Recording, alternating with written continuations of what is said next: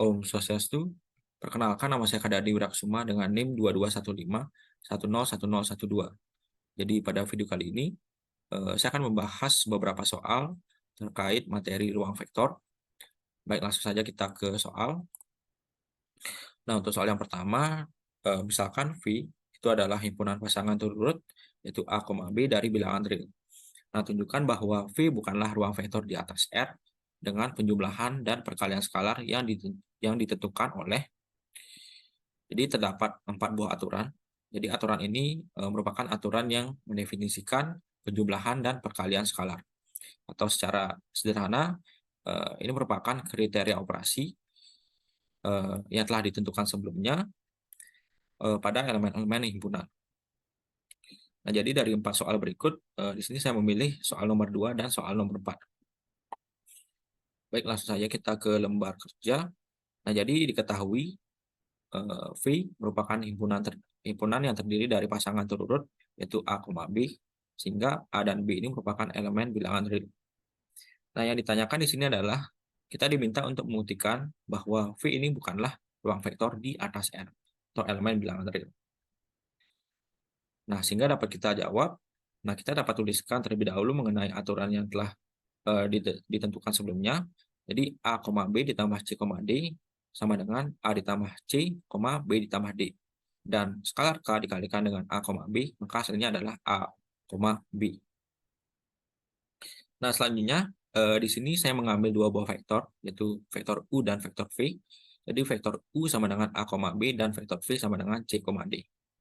Nah, untuk membuktikan soal berikut, kita dapat menggunakan 6 buah aksioma yang telah dijelaskan sebelumnya. Jadi aksioma yang pertama yaitu closure, jadi sifat ketertutupan. Nah, untuk setiap U dan V merupakan elemen di V, maka U ditambah V juga merupakan elemen di V. Dan untuk skalar K merupakan elemen bilangan real, maka K dikalikan dengan vektor U juga merupakan elemen di V.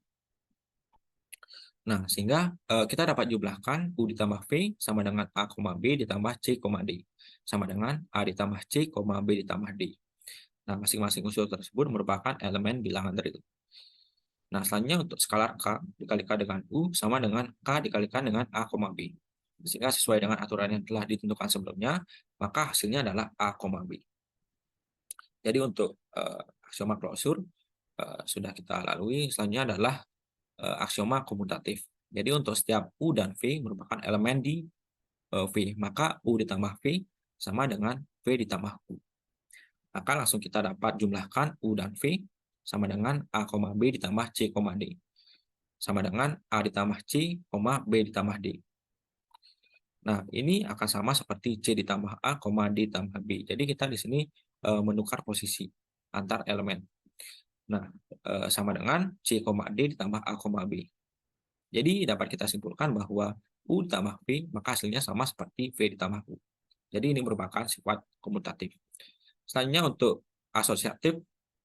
Jadi untuk setiap U, V, dan W merupakan elemen di V, maka U ditambah dalam kurung V ditambah W sama dengan dalam kurung U ditambah V ditambah W. Jadi pada sifat asosiatif ini lebih mengedepankan yang mana lebih dulu kita jumlahkan seperti itu. Jadi di sini kita mengambil vektor W itu sama dengan E, F agar kita dapat membuktikan sifat asosiatif ini. Jadi U ditambah dalam kurung V ditambah W sama dengan A, B ditambah dalam kurung C, D ditambah E, F. Nah, jadi setelah kita melakukan perhitungan, hasilnya adalah A ditambah C ditambah E, B ditambah D ditambah F. Lalu kita dapat keluarkan E dari dalam kurung dan juga F. Sehingga A ditambah C ditambah E, B ditambah D ditambah F. Nah, hasilnya akan sama seperti A ditambah C, B ditambah D ditambah E, F. Nah, ini telah terbukti bahwa U ditambah dalam kurung V ditambah W sama dengan dalam kurung U ditambah V ditambah W. Jadi untuk sifat asosiatif telah terpenuhi. Selanjutnya adalah aksioma identitas. Jadi untuk setiap U merupakan elemen pada V, terdapat identitas 0 dan skalar 1. Nah, sehingga U ditambah 0 sama dengan 0 ditambah U sama dengan U. Dan 1 dikalikan dengan U sama dengan U.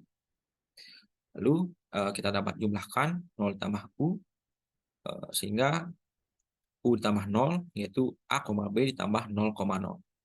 Lalu kita dapat jumlahkan A ditambah 0, B ditambah 0 sama dengan A, B. Maka sama dengan U.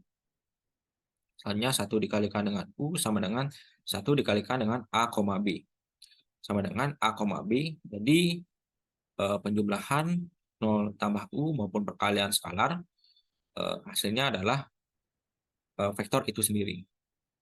Selanjutnya untuk inverse, jadi untuk setiap U elemen di V terdapat negatif U juga merupakan elemen di V, sehingga U ditambah negatif U sama dengan negatif U ditambah U. Nah, setelah kita melakukan perhitungan, nah hasilnya adalah sama yaitu 0,0, sehingga untuk inverse telah terpenuhi. Nah, selanjutnya untuk aksioma distributif terdapat beberapa bagian yang harus kita buktikan. Jadi skalar K dikalikan dengan U ditambah V sama dengan K dikalikan dengan U ditambah dengan K dikalikan dengan V. Nah, di sini kita akan coba untuk membuktikan ruas kiri terlebih dahulu. Jadi K dikalikan dengan U ditambah V sama dengan K dikalikan dengan A, B tambah C, D. Kita jumlahkan terlebih dahulu yang ada di dalam kurung di sini. Jadi A ditambah C, B ditambah D. Nah, hasilnya akan sama seperti A, B tambah C, D. Selanjutnya untuk ruas kanan, jadi K dikalikan dengan U ditambah K dikalikan dengan V sama dengan K dikalikan dengan A, B ditambah K dikalikan dengan C, D. Hasilnya adalah A, B tambah C, D. Jadi ruas kanan maupun ruas kiri hasilnya adalah sama. Sehingga untuk bagian pertama untuk distributif telah terpenuhi. Selanjutnya untuk bagian kedua yaitu terdapat dua buah skalar yaitu K dan M. Jadi kita jumlahkan K dengan M, lalu kita kalikan dengan U. Nah, hasilnya sama seperti K dikalikan dengan U ditambah M dikali U. Nah, kita akan coba untuk membuktikan masing-masing ruas. Jadi kita jumlahkan K ditambah M dikalikan dengan A, B. Nah, sesuai dengan aturan, maka hasilnya adalah A, B. Selanjutnya untuk ruas kanan, jadi K dikali U tambah M dikali U. Hasilnya adalah K dikalikan dengan A, B tambah M dikali A, B. Nah, di sini sesuai dengan aturan, hasil dari perkalian masing-masing skalar yaitu A, B ditambah A, B. Nah, bisa kita perhatikan di sini untuk ruas kanan hasilnya adalah 2A, 2B. Nah, jadi antara ruas kanan dan ruas kiri hasilnya tidak konsisten atau tidak sama. Jadi, kita dapat ambil kesimpulan bahwa untuk sifat distributif bagian kedua ini tidak terpenuhi. Sehingga P tidak dapat kita anggap sebagai ruang vektor di atas R. Selanjutnya untuk aturan yang keempat, yaitu A, B ditambah C, D sama dengan A ditambah C, B dikali D. Dan skalar K dikalikan dengan A, B, hasilnya adalah KA, KB. Nah, untuk penjelasan klosur sudah kita jelaskan sebelumnya, sehingga kita dapat jumlahkan U ditambah V sama dengan A, B ditambah C, D. Hasilnya adalah A ditambah C, B dikali D. Selanjutnya untuk K dikalikan dengan U sama dengan K dikalikan dengan A, B. Sesuai dengan aturan, hasilnya adalah KA, KB. Nah, untuk sifat closure sudah kita buktikan. Selanjutnya adalah komutatif. Jadi untuk setiap U dan V merupakan elemen di V, maka U ditambah V sama dengan V ditambah U. Sehingga dapat kita jumlahkan U ditambah V sama dengan A, B ditambah C, D. Hasilnya adalah A ditambah C, B dikali D. Nah, A dan C dapat kita tukar, maupun B dikali D akan sama saja. Sehingga hasilnya adalah C, D ditambah A, B. Sehingga penjumlahan antara vektor U maupun ditambahkan dengan vektor V sama dengan vektor V ditambah vektor U. Sehingga untuk sifat komutatif telah terpenuhi. Selanjutnya adalah asosiatif. Jadi U ditambah dalam kurung V ditambah W sama dengan A, B ditambah dengan dalam kurung C, D ditambah E, F. Nah, A, B ditambah C ditambah E, D kali F. Sehingga jika kita jumlahkan ketiga vektor, maka hasilnya adalah A ditambah C tambah E, B, DF. Nah, selanjutnya kita dapat pisahkan atau tutup kurung A ditambah C ditambah E, koma B dikali D kali F. Nah, selanjutnya kita pisahkan untuk vektor W, sehingga A ditambah C, koma B dikali D ditambah E, koma F. Nah, hasil ini akan sama seperti U ditambah V, tutup kurung ditambah W. Sehingga untuk sifat asosiatif telah terpenuhi. Selanjutnya adalah identitas. Nah, pada sifat identitas, untuk setiap U merupakan elemen di V, sehingga terdapat identitas 0 dan 1. Nah, maka kita jumlahkan U ditambah 0 sama dengan 0 ditambah U. Maka hasilnya adalah U. Sehingga U ditambah 0 sama dengan A, B ditambah 0,0. Sama dengan A ditambah 0, B dikalikan dengan 0. Hasilnya adalah A, 0. Nah, jika kita perhatikan untuk sebelumnya, jadi U ditambah 0 maupun 0 ditambah U, maka hasilnya adalah U itu sendiri. Nah, di sini setelah kita lakukan perhitungan, hasilnya adalah A, 0. Sehingga tidak sama dengan vektor awal, vektor U awal, yaitu A, B. Nah, sehingga dapat kita ambil kesimpulan adalah untuk aturan yang kedua ini terdapat atau tidak memenuhi aksioma identitas. Sehingga untuk vektor V dapat kita ambil kesimpulan tidak dapat dianggap sebagai ruang vektor di atas R. Baik, sekian. Baik, selanjutnya kita akan lanjutkan untuk soal nomor 2. Jadi pada soal nomor 2, nah tentukan apakah W merupakan subruang dari R3, di mana W ini terdiri dari semua vektor A, B, C pada R3. Nah, kita dapat menentukan apakah W ini merupakan subruang dari aturan penjumlahan dan perkalian vektor di ruang R3. Sehingga, dari ke-6 soal berikut, di sini saya memilih 3 diantaranya, yaitu soal nomor 1, nomor 4, dan juga nomor 5. Baik, langsung saja kita ke pembahasan atau lembar kerja. Jadi yang pertama, di sini saya membuat diketahui dan ditanya terlebih dahulu. Jadi pada soal berikut diketahui W ini merupakan ruang vektor yang terdiri dari semua vektor A, B, C yang merupakan elemen di R3. Lanjut, nah yang ditanyakan pada soal ini adalah, nah apakah W ini merupakan subruang dari R3, sehingga pertama A sama dengan 3B, A tambah B tambah C sama dengan 0, dan C yaitu A sama dengan B kuadrat. Seperti itu. Nah, maka kita dapat jawab, yang pertama untuk A sama dengan 3B, jadi W ini merupakan ruang vektor yang terdiri dari semua vektor A, B, C yang merupakan elemen di R3, sehingga A sama dengan 3B. Nah, untuk membuktikan hal berikut, kita dapat menggunakan salah satu aksioma, yaitu aksioma closure atau sifat ketutupan. Nah, jadi pada aksioma closure terdapat penjumlahan dan juga perkalian skalar. Nah, kita akan mencoba terlebih dahulu untuk penjumlahan dua buah vektor.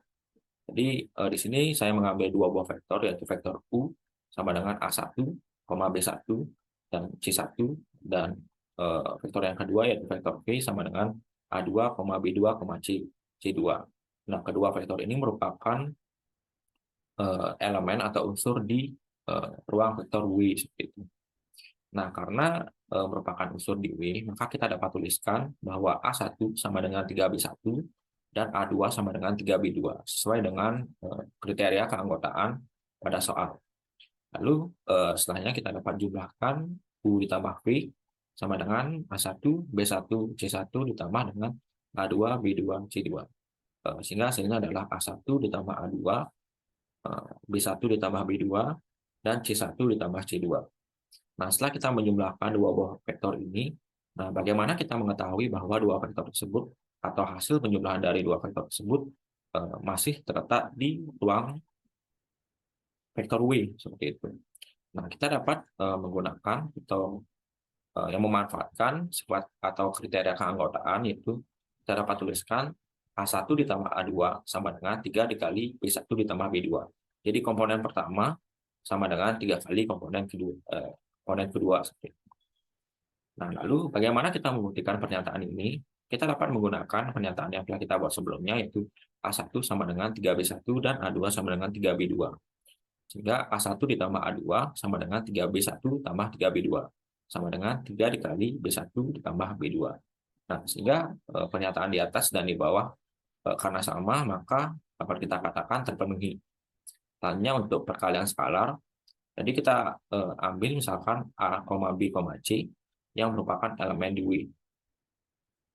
Nah, di sini juga terdapat skalar K yang merupakan elemen bilangan real. Nah, selanjutnya kita dapat kalikan K dikalikan dengan A, B, C, sehingga hasilnya adalah KA, KB, KC. Nah, karena A, B, C itu merupakan elemen di W, sehingga untuk membuktikan hal tersebut kita dapat menggunakan kriteria keanggotaan. Sehingga jika kita gunakan hasil dari perkalian skalar, maka hasilnya adalah KA sama dengan 3 dikali KB. Sehingga untuk perkalian skalar telah terpenuhi. Nah, karena hasil penjumlahan dan perkalian skalar telah terpenuhi, maka kita dapat ambil kesimpulan bahwa nah di sini R3 ini kita anggap sebagai V, sehingga W ini merupakan terbukti yaitu sebagai subruang dari V atau dari R3. Selanjutnya untuk yang B, nah di sini W ini terdiri dari himpunan vektor A, B, C yang merupakan elemen dari R3, sehingga A tambah B tambah C sama dengan 0. Nah, sama seperti tadi, kita dapat ambil dua buah vektor, yaitu vektor U sama dengan A1, B1, C1, dan V, yaitu vektor V sama dengan A2, B2, C2, yang merupakan elemen di W. Nah, maka A1 ditambah B1 tambah C1 sama dengan 0, dan A2 tambah B2 tambah C2 sama dengan 0. Lalu kita dapat jumlahkan dua buah vektor, yaitu U ditambah V, sehingga A1, B1, C1 ditambah dengan A2, B2 tambah C2 sama dengan A1 ditambah A2, B1 tambah B2, C1 tambah C2.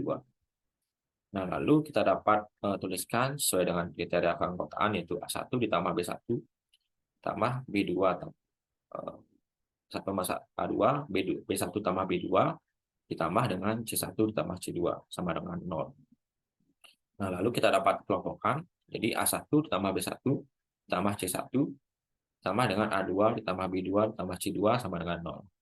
Nah, sesuai dengan kriteria keanggotaan bahwa A ditambah B tambah C dan A1 tambah B1 tambah C1 sama dengan 0. Jadi berdasarkan ini, maka kita dapat substitusi nilai masing-masing, sehingga 0 ditambah 0 itu sama dengan 0. Nah, karena ruas kiri dan ruas kanan sama, maka untuk sifat penjumlahan telah terpenuhi. Selanjutnya kita ke perkalian skalar. Jadi kita dapat ambil A, B, C yang merupakan elemen di W, dan skalar K yang merupakan elemen bilangan real. Sehingga K dikali dengan A, B, C mendapatkan itu KA, KB, KC. Nah, karena A, B, dan C ini merupakan elemen di W, sehingga kita dapat gunakan sifat keanggotaan, yaitu A ditambah B ditambah C sama dengan 0, sehingga dengan menggunakan hasil dari perkalian skalar tadi, hasilnya adalah KA ditambah KB tambah KC sama dengan 0. Nah, kita dapat ubah bentuk ini menjadi K dikalikan dengan A ditambah B tambah C sama dengan 0. Nah, karena A ditambah B tambah C sama dengan 0, maka K dikalikan 0, sehingga hasilnya adalah 0. Sehingga untuk perkalian skalar juga terpenuhi, maka kita dapat ambil kesimpulan bahwa W juga merupakan subruang dari V atau dari R3. Nah, untuk yang terakhir, jadi kita dapat tuliskan yaitu W merupakan vektor dari semua vektor A, B, C yang merupakan elemen di R3. Sehingga B sama dengan A kuadrat. Lalu kita dapat ambil dua buah vektor U dan V dengan anggota atau elemen yang sama seperti dua kasus tadi, yang merupakan elemen di W. Maka kita dapat tuliskan yaitu B1 sama dengan A1 kuadrat dan B2 sama dengan A2 kuadrat. Sehingga dapat kita jumlahkan U ditambah V sama dengan A1, B1, C1 ditambah A2, B2, C2. Sehingga hasilnya adalah A1 ditambah A2, B1 ditambah B2, C1 ditambah C2. Nah, lalu agar terbukti atau kita buktikan eh, bahwa penjumlahan tersebut U dan V masih berada di elemen UI, maka kita dapat tuliskan yaitu A1 ditambah A2 kuadrat sama dengan B1 ditambah B2. Jadi penulisan pernyataan berikut sesuai dengan sifat kriteria keanggotaan yaitu B sama dengan A kuadrat. Nah, lalu kita dapat kalkulasi untuk A1 ditambah A2 kuadrat. Nah, hasil yang didapatkan adalah A1 kuadrat ditambah 2 dikali A1 dikali A2 ditambah dengan A2 kuadrat sama dengan B1 ditambah B2. Nah, sehingga kita akan cocokkan kembali atau kita dapat membuktikan kembali pernyataan berikut dengan pernyataan ini. Sehingga B1 itu sama dengan A1 kuadrat dan B2 sama dengan A2 kuadrat. Sehingga dapat kita tuliskan B1 ditambah B2 sama dengan A1 kuadrat ditambah dengan A2 kuadrat. Nah, bisa kita perhatikan di sini bahwa dua buah ruas tidaklah sama. Jadi pada ruas kiri kita dapatkan hasil yaitu A1 kuadrat ditambah 2 dikali A1 dikali A2 ditambah A2 kuadrat, dan hasil di sebelah kanan yaitu A1 kuadrat ditambah A2 kuadrat. Nah, jadi penjumlahan dua buah vektor U dan V ini tidak memenuhi. Sehingga kita dapatkan sebuah kesimpulan. Nah, karena perbandingan nilai yang tidak sama antara kriteria keanggotaan dengan hasil penjumlahan kedua vektor tersebut, maka kita dapat ambil kesimpulan bahwa W ini bukan subruang dari V. Baik, itu saja sekian untuk soal nomor 2. Selanjutnya kita berpindah ke soal nomor 3. Baik, untuk selanjutnya kita lanjutkan ke soal nomor 3. Baik, pada soal nomor 3, berikan sebuah himpunan yang terdiri dari 3 vektor, di mana vektor-vektor bebas linear dan vektor-vektor tidak bebas linear. Nah, jadi pada soal nomor 3, diketahui vektor-vektor bebas linear dan vektor-vektor tidak bebas linear. Nah, yang ditanyakan pada soal ini adalah kita diminta untuk membuktikan dan menjelaskan apakah vektor-vektor tersebut memang tidak bebas linear atau bebas linear. Nah, selanjutnya kita jawab. Nah, sebelumnya di sini kita anggap V ini sebagai himpunan vektor dari vektor-vektor yang telah saya tentukan sebelumnya, yaitu U, V, dan W. Jadi, V ini dapat dikatakan sebagai bebas linear ketika SPL homogen dari V hanya memiliki satu solusi atau solusi tunggal. Jadi, solusi tunggal ketika K1, K2, maupun K3 itu bernilai 0. Nah, jika tidak tunggal atau memiliki solusi yang lebih dari satu, maka dapat dikatakan tidak bebas linear. Nah, untuk mengingat kembali, SPL homogen ini memiliki dua buah jenis solusi, jadi solusi trivial dan solusi non-trivial.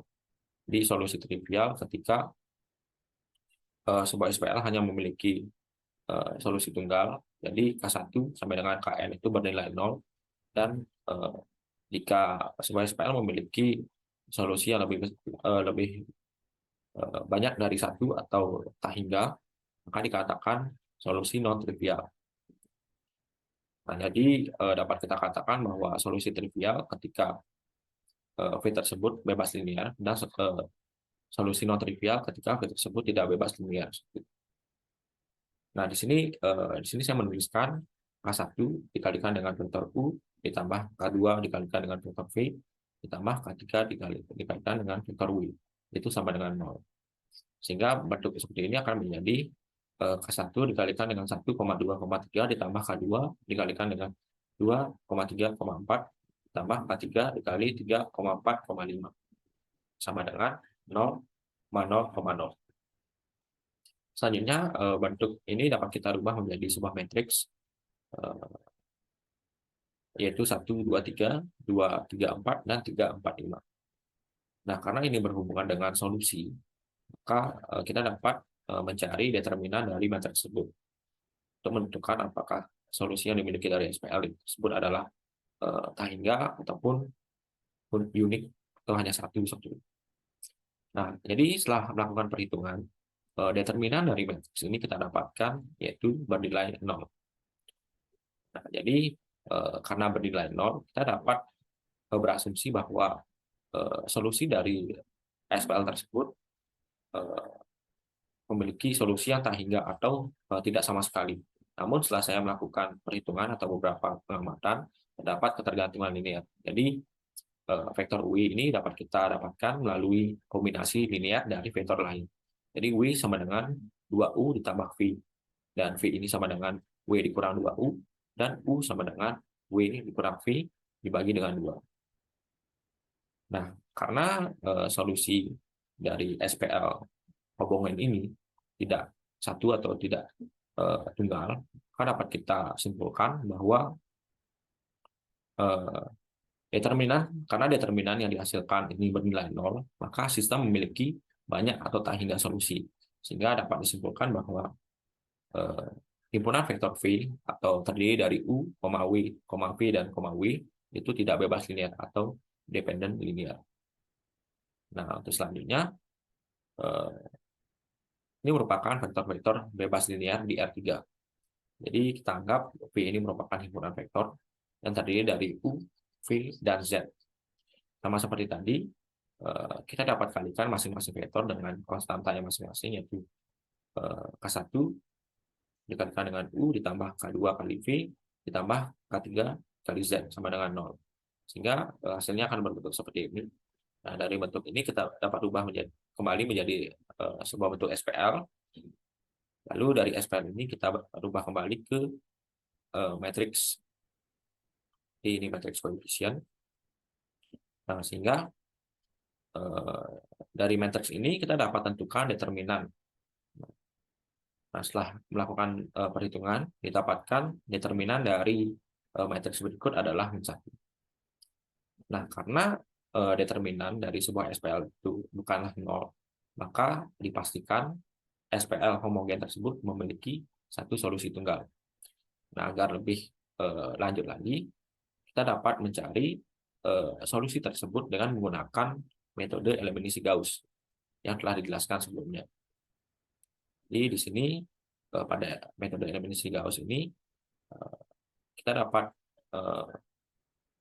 merubah bentuk ini menjadi segitiga atas. Jadi dengan cara baris 2 ini dikurangi dengan 2 kali baris 1 dan baris 3 dikurangi dengan 3 kali baris pertama. Sehingga didapatkan 111, 0, min 3, min 1, 0, min 4, 1. Nah, selanjutnya tugas kita adalah dengan mengubah baris kedua, kolom kedua ini menjadi 1 agar terbentuk matriks segitiga atas. Dengan cara membagi baris kedua dengan negatif 3. Sehingga didapatkan 111, 01, sepertiga, 0, min 4, min 1. Nah, selanjutnya tugas kita adalah mengubah nilai dari kolom kedua, baris ketiga menjadi 0. Dengan cara baris ketiga dapat kita tambahkan 4 kali baris kedua. Sehingga setelah kita lakukan operasi, hasilnya adalah 111, 01, sepertiga, 00, sepertiga. Nah, berikut adalah hasil akhirnya, sehingga dapat kita tuliskan 111, 01, sepertiga, 00, sepertiga. Dikalikan dengan K1, K2, K3, hasilnya adalah 0, 0, 0. Nah, di sini kita dapat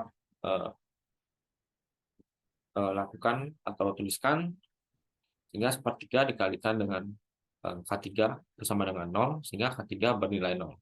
Selanjutnya kita dapat lakukan substitusi mundur. Jadi K2 ditambah sepertiga K3 sama dengan 0, K2 ditambah sepertiga 0, karena hasil dari K3 adalah 0. Sehingga hasil dari K2 itu sama dengan 0.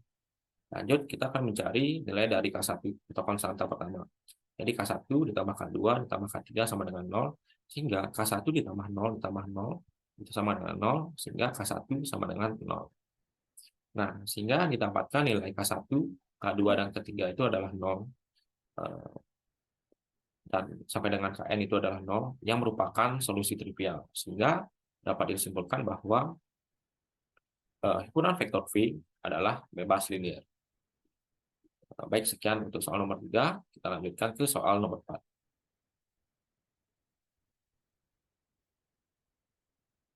Baik, selanjutnya kita lanjut ke soal nomor 4. Nah, pada soal nomor 4 ini, selidiki dan jelaskan apakah ketiga vektor berikut berada pada garis yang sama di R3. Jadi dari ketiga soal ini sampai ini soal nomor 1. Nah, diketahui V1, V2, dan V3. Untuk V1 sama dengan min 1, 2, 3. Dan untuk V2 yaitu 2, min 4, min 6. Dan V3 min 3, 6, 0. Nah, yang ditanyakan di sini adalah apakah ketiga vektor tersebut di garis yang sama di R3. Nah, selanjutnya kita anggap U ini merupakan himpunan vektor, yaitu U1, U2, dan U3. Nah, U ini akan menjadi hasil dari kombinasi linear dari vektor V1, V2, dan V3. Selanjutnya untuk V1, V2, dan V3 ini merentang di R3 jika terdapat K1, K2, dan K3 yang merupakan elemen bilangan real. Sehingga dapat kita tuliskan yaitu U1, U2, U3 sama dengan K1 dikali V1 ditambah K2 dikali V2 ditambah K3 kali V3. Sehingga sama dengan K1 dikalikan dengan min 1, 2, 3 ditambah K2 dikali 2, min 4, min 6 ditambah K3 dikali min 3, 6, 0. Sehingga dari bentuk ini kita dapat ubah ke dalam bentuk matriks, sehingga menjadi min 1, 2, min 3, 2, min 4, 6, dan 3, 6, 0. Dikalikan dengan matriks K1, K2, dan K3 sama dengan U1, U2, dan U3. Nah, jadi di sini erat kaitannya dengan solusi yang didapatkan, sehingga kita dapat mencari determinan dari matriks yang telah kita tentukan sebelumnya. Nah, jadi pada bagian determinan ini kita menggunakan metode minor cofaktor, sehingga dari hasil perhitungan kita dapat determinan dari matriks tersebut bernilai 0. Artinya di sini solusi dari SPL berikut atau dari matriks berikut adalah tak hingga atau tidak sama sekali. Nah, dapat kita simpulkan bahwa karena determinan yang didapatkan adalah 0, maka sistem ini tidak memiliki solusi atau tak hingga solusi. Artinya V1, V2, dan V3 ini berada pada garis yang sama di A3. Nah, baik, sekian presentasi saya terkait beberapa soal yang diberikan untuk materi ruang vektor. Jika terdapat kesalahan yang saya lakukan sengaja maupun tidak sengaja, saya mohon maaf sebesar-besarnya. Saya akhiri dengan para pesanti. Om Santi Santi Santi.